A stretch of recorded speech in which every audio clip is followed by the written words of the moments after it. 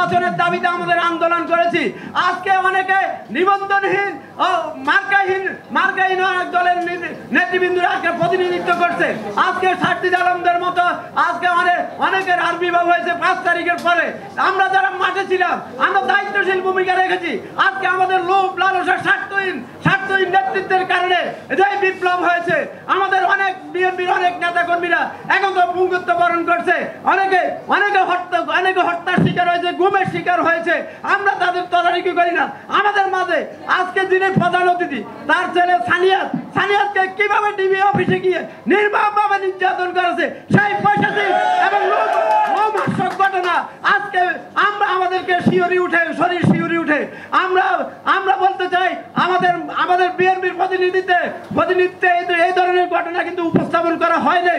আমরা বিভিন্ন বিএনপির একটা প্রতিনিধি দলের মাধ্যমে বা একটা তদন্ত কমিটির মাধ্যমে এই ধরনের ঘটনাগুলো জাতির সামনে উপস্থাপন করা আমি মনে করি সবাই উপযোগী। আজকে অনেকে বাবা নেওয়ার জন্য অনেকে আমাদের মাথার উপর ভর করে আমাদেরকে পুঁজি করে, অর্থাৎ গণঅভ্যুত্থানের অর্জনকে পুঁজি করে তারা আজকে স্বার্থন্বেষীর মতো আজকে দেশকে বিক্রি করার জন্য, দেশের অর্থনীতিকে পঙ্গু করার জন্য আমরা সেদিন কি জন্য আন্দোলন করেছি, কি জন্য আমরা জীবন বাজি রেখে আমরা আন্দোলন করেছি। আমরা সেদিন বাসা থেকে বের হতে আমরা জানতাম আমাদের গ্রেপ্তার হইতে হবে, আমরা গুম হইতে হবে।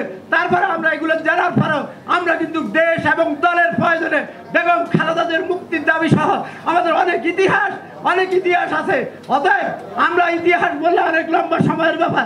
আমাদের নেতৃবৃন্দ অনেক ধৈর্যশীল হয়ে আমাদেরকে অনুপ্রেরণা দিয়েছে।